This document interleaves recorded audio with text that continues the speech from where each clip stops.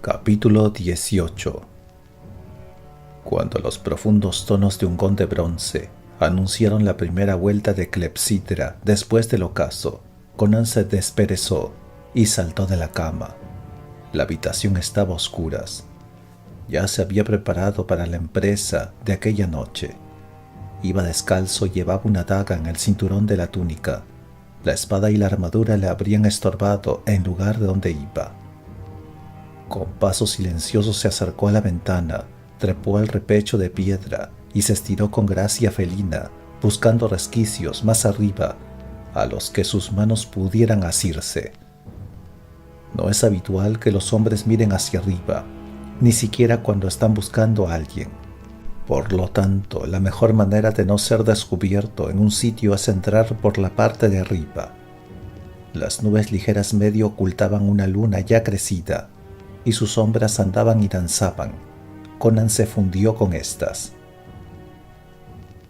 Aún en aquella lisa piedra, unas manos y unos pies avisados podían hallar hendiduras. Las cornisas de piedra y el borde de los frisos le ofrecían un camino hasta el tejado. Rápido y cuidadoso, se arrastró sobre las tejas de este y se dejó caer al otro lado de una almena donde no había centinelas, en el mismo corazón del palacio. Pasó por un alféizar, entre dos merlones altos, como un hombre, y bajó hasta el tejado de una columnata de 3 pisos, sobre el patio enlosado. Dentro del palacio, a sus espaldas, una campana de alarma empezó a sonar, y al instante se detuvo entre las volubles sombras. Le llegaron gritos, aunque no entendía una sola palabra. Frunció el entrecejo. Ante aquel tumulto tendrían que hacer venir a Vegentius. Y con todo, el griterío no era general. No se encendían luces inesperadas, ni el pesado ritmo de hombres que marchaban militarmente perturbaba la paz en la parte exterior del palacio. Aquello terminaría por apaciguarse, y Vegentius sin duda volvería a su cuartel. Una sonrisa lupina afloró el rostro de Conan. Volvería y encontraría a alguien dispuesto a hacerle preguntas y recibir respuestas. El cimerio se apresuró a ir corriendo por el tejado, y donde éste terminaba trepó sin dificultades por otra pared. Siguió todo un tramo de esta sin cuidarse de la negrura que se abría bajo sus pies, ni de las piedras que esperaban que sus pies resbalaran, o que la mano le fallara. Se detuvo, se tendió cuán largo era, pasó piernas y caderas por encima del borde y volvió a bajar hasta que llegó a la ventana del dormitorio de Vegentius. Tras sacar la daga de su vaina, el corpulento cimerio entró en la habitación como si de la silenciosa muerte se hubiera tratado. Había unas pocas lámparas de latón encendidas, cuya luz mortecina alumbraba allí y en el cuarto exterior, pero tal como había temido, no había nadie en ninguno de los dos. Se acomodó torvamente cerca de la puerta de la estancia inferior y esperó. Larga fue su vigilia, pero la mantuvo con la paciencia silente y calmosa de la bestia cazadora. Aun cuando oyó que se abría la puerta de la habitación exterior, solo movió la mano que sujetaba la daga para agarrarla con más firmeza. Pero le llegaron las pisadas de un único hombre. Cuando los pasos se acercaron, Conan se arrimó a la pared, cabe la puerta. Una figura alta entró en la estancia. Iba ataviada con una capa dorada y el yelmo de rojo penacho del comandante de los leopardos de oro. El puño desarmado de Conan le golpeó en la nuca, y con un gemido el otro cayó de espaldas. El cimerio le miró asombrado. No era Vegentius. Y entonces una horda aulladora de capas doradas entró de la estancia exterior para caer sobre él. Rugiendo, Conan luchó. Su daga halló la garganta de alguien que le soltó al tiempo que caía moribundo. Los martillos que tenía por puños astillaban dientes y partían mandíbulas. Se las apañó para arrojar a un hombre por la misma ventana por donde había entrado, pero con la mera fuerza del número, los otros le derrotaron. Acabó de espaldas y 3 hombres le sujetaban brazos y piernas, aunque todos ellos estaban escupiendo sangre. Retorciéndose, forzó cada uno de sus miembros, pero solo logró moverlos un tanto y no recobrar la libertad. Vegentius, sin yelmo y con mirada de gran satisfacción, apareció en la puerta. «Como veis, yo tenía razón», le dijo a alguien que todavía estaba en la otra estancia. «Quería matarme primero a mí, para que luego, si vuestra muerte era descubierta, antes de que pudiera huir, mi ausencia del mando le ayudara en su fuga». Bien envuelto en una capa, destacándose su magulladura en la palidez de sus mejillas, Garián entró en la estancia, miraba a Conan con horrorizada sorpresa. Aun cuando los otros me lo habían dicho, apenas si podía creerlo, susurró. Le vinieron escalofríos. 1 veintena de veces me ha tenido el alcance de su espada, pero si os hubiera matado entonces, todos habrían reconocido en él a vuestro asesino, respondió con firmeza Vegentius. Mentiroso, espetó Conan al gigantesco militar. Vine aquí para obligarte a admitir tu propia e inicua traición. El rostro de Vegentius se ensombreció y llevó la mano a la espada, pero Garián le detuvo con un gesto. El rey se acercó más al cimerio para hablarle. «Óyeme, Conan. Hoy, antes de que pasara el mediodía, Vegentius arrestó a los que conspiraban contigo, un hombre llamado Graecus y una mujer, Galia, y 3 o 4 más. ¿Niegas haberlos conocido o que conspiraran contra mi trono?» A Conan le ardía la cabeza. Se hallaría Arián entre los cautivos, pero si lo preguntaba y decía su nombre, se le entregaría en mano en el caso de que aún no la tuvieran. «Son unos jóvenes necios», dijo. «Hablan y hablarán hasta que encanezcan y se les caigan los dientes, pero no le harán daño a nadie. Sin embargo, hay quienes los utilizarán de buena gana». Cayó con un gruñido, pues la bota de Vegentius acababa de golpearle bajo las costillas. Garián detuvo al militar con un gesto y siguió hablando. «Vegentius ha hecho interrogar a esos que te parecen tan inofensivos, y al cabo de 2 clepsidras se les han rendido. Luego los trajo ante mí, a los que todavía podían hablar, y dijeron con sus propios labios que habían planeado mi muerte, y que eras tú quien debía ejecutarla». «No soy un asesino», gritó Conan en protesta, pero Garián siguió hablando como si nada hubiera dicho. «Se dio la alarma, te buscaron y te hallaron esperando al acecho, daga en mano. Tus acciones te delatan». «Su cabeza adornará una pica antes de la aurora», dijo Vegentius. «No», le contestó suavemente Garián. «Yo confié en este hombre». Se limpió las manos con el borde de la capa, como si cumpliera con un rito. Miraba fríamente el rostro de Conan. «Mucho tiempo ha pasado desde que la antigua pena por tratar de asesinar al que lleva la corona del dragón fue invocada por última vez. Vamos a invocarla ahora». Envolviéndose en la capa, se apartó del cimerio y salió de la estancia. Vegentius le siguió con la mirada y luego volvió con Conan. Echó a reír a carcajadas. «La antigua pena, bárbaro, me parece apropiado. Llevadlo a las mazmorras». Uno de los que sujetaban a Conan hizo un gesto. El cimerio vio el puño de una espada que iba a darle en la cara, y luego no vio más. Capítulo 19. Albano sonreía para sí en su silla de sedán, que era llevada de noche por las calles tortuosas que conducían al distrito de los templos a palacio. Y estaba tan cerca ahora su inevitable triunfo. Saboreaba cada uno de los pasos con que sus porteadores le acercaban a su meta. Más adelante andaban 2 hombres con antorchas y le rodeaban 20 guardias, aunque las calles estuvieran tan vacías como una tumba milenaria. Los que de verdad le importaban iban a ambos lados de su silla, bien envueltos en sus capas y encapuchados. La mujer y el que parecía un hombre los tenía muy cerca. Cuando la procesión se acercó a las puertas de palacio, Albanus profirió una orden. Dejaron en el suelo su silla de sedán, al mismo tiempo que el hombre de rostro aquilino ponía el pie en el suelo. Vegentius salió por el puente levadizo. Albanus miró a los guardias y enarcó las cejas interrogativamente. Todo ha ido como lo planeamos, dijo tranquilamente el militar. Todos los hombres que hacen guardia esta noche son leales a mí, los mejores.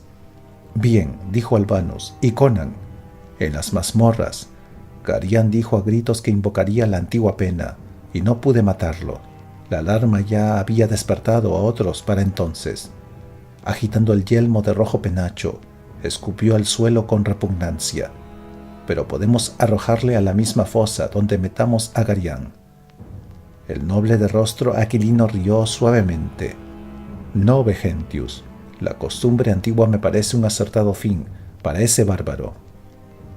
Sería mejor que lo matáramos ya, masculló Vegentius, pero no insistió más. Encorvándose, trató de mirar bajo la capucha de la criatura de forma humana que seguía a Albanus. Se parece de verdad. Vamos ya, dijo Albanus, y siguió adelante, con Garián y el simulacro tras él. No le quedó otro remedio a Vegentius que seguirle. El siniestro noble se apresuró exultante a cruzar el puente levadizo y entró en palacio. A menudo había andado por aquellos corredores, pero su paso era ahora el del conquistador, el del quien posee. Cuando una sombra se movió y resultó ser Sularia, la miró con imperiosa furia. ¿Qué haces aquí, mujer? Te ordené que te quedaras en tus aposentos hasta que mandara a buscarte. Las miradas de ambos se cruzaron sin vacilar, y a la mortecina luz, el codicioso brillo de los ojos de la muchacha se hizo evidente. Quiero verlo caer ante mí. Albanus asintió lentamente. Aquello le procuraría placer. Pero no hagas ruido, le advirtió, alzando la frente y cuadrando los hombros, como un rey en su palacio. Siguió adelante. Ante la puerta de los aposentos de Garián había 4 guardias, que se cuadraron al ver al grupo que se acercaba. Vegentius dio un paso adelante. «¿Duerme?», preguntó. Uno de los 4 asintió. «¿Quién está con él?». El que había asentido habló. «Solo la criada, para darle vino si se desvela». «Matadla», dijo Albanus, y Vegentius se sobresaltó. «Tú dijiste que podías lograr que lo olvidara todo, Albanus. Si esa muchacha desaparece, habrá preguntas». «Ese método no puede ser empleado en más de una persona a la vez», respondió Albanus, palpando distraídamente la bolsa donde guardaba la gema blanca. «Mátala». Vegentius le hizo señal de asentimiento al guardia que había hablado. El hombre entró y volvió al cabo de un momento, con la espada ensangrentada en testimonio de su labor. Albanus guió adentro a los demás, sin dignarse a mirar siquiera la caída forma de una muchacha que yacía sobre una silla tumbada. La segunda estancia, que era propiamente el dormitorio de Garián, estaba a oscuras. Las lámparas de mecha estaban medio apagadas. Garián yacía en la cama, entre las arrugadas sábanas. «Aviva la luz de las lámparas, Sularia», ordenó Albanus en voz baja, sin apartar ni por un momento la mirada del hombre que estaba tendido en el lecho. La rubia se apresuró a obedecer. A las 2 figuras encapuchadas el noble les dijo: «Despojaos de las capas». Vegentius tuvo que ahogar un grito cuando el simulacro cumplió la orden. Es la misma imagen de Garián. Sularia se volvió tras avivar el fuego de una lámpara de oro, pero la exclamación que iba a proferir al ver el doble del rey se le ahogó en la garganta cuando, arrugando el entrecejo, vio a Arián. «¿Quién es esta?», preguntó la rubia. Arián mirando al frente sin dar señales de vida hasta que recibió otra orden. El simulacro miraba en torno con curiosidad. Inesperadamente Garián se incorporó en su lecho. Cada vez más asombrado, miró sucesivamente a Albanus, a Sularia y a Vegentius. «¿Qué?», empezó a decir, pero las palabras murieron. Boquiabierto, vio a su duplicado. Sin perturbarse, el simulacro le devolvía inquisitivamente la mirada. Albanus sentía que la risa le venía a los labios. «Garián», dijo burlonamente, «este es el que se sentará en el trono del dragón durante los últimos días de tu dinastía, pues tu linaje usurpador toca su fin». «¡Guardias!», gritó Garián. Sacó un puñal de debajo de sus almohadas y saltó de la cama. «¡Guardias!». «Cógele», ordenó Albanus al simulacro, «como te he dicho». Cada vez más asombrado, Garián seguía mirando sucesivamente a Albanus, a Sularia, a Vegentius. El duplicado avanzó y el puñal de Garián acometió con celeridad al luchador y fue detenido por una mano de inhumana fuerza que lo agarró por la muñeca. El asombro fue borrado de su cara por el dolor. A medida que el puño del simulacro se estrechaba, la daga cayó de sus dedos agarrotados. Antes de que el arma hiciera ruido al caer al suelo, la otra mano del simulacro agarró por el cuello al verdadero rey y lo levantó hasta que sus pies se agitaron frenéticamente sobre un palmo de aire. No asomó ni traza de sorpresa al rostro del constructo, mientras miraba cómo el rostro de aquel otro que era igual a él enrojecía. El forcejeo de Garián se debilitó y luego cesó. Despreocupadamente, la réplica abrió la mano y dejó caer el cuerpo desmayado. Albanus se apresuró a agacharse ante el rey.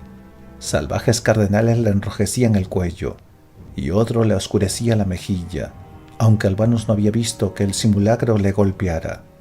Pero su amplio pecho aún subía y bajaba, si bien débilmente. Garián aún vivía. Vegentius, que desde que el duplicado había empezado a moverse lo había observado todo, con la espada a medio desenvainar, volvió a meter el arma en la vaina y carraspeó. No perdía de vista al simulacro. «No deberías ordenarle a este o a esto que lo matara». «Yo soy el rey Garián», le dijo la criatura a Vegentius. El militar murmuró un juramento. «Callaos», ordenó Albanus con imperioso ademán. «Esto», dijo golpeándole un puntapié al caído Garián, «reconocerá mis derechos al trono antes de morir». «Pero será peligroso», dijo Vegentius en protesta. «Tendría que morir ya». «Basta», gritó Albanus. «Encadénalo y mételo en las mazmorras, en los sótanos de mi palacio. No quiero oír más». Vegentius asintió de mala gana y se volvió para irse.